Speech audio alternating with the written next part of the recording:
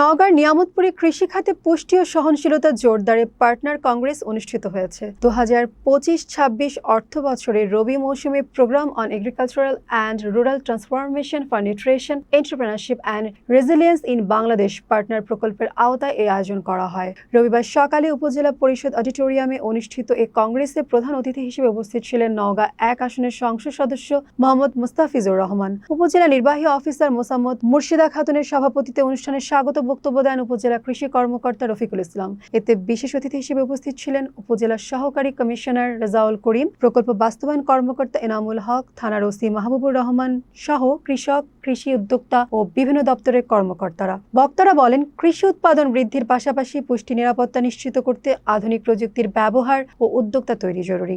জলবায়ু পরিবর্তনের চ্যালেঞ্জ মোকাবেলায় কৃষিকে আরও টেকসই করার উপরও গুরুত্বারোপ করা হয়। অনুষ্ঠান শেষে কৃষকদের মধ্যে মতবিনিময় অনুষ্ঠিত হয় এবং পেঁয়াজ সংরক্ষণের জন্য 7 জন কৃষকের মাঝে ইয়ারফ্লো বিতরণ করা হয়।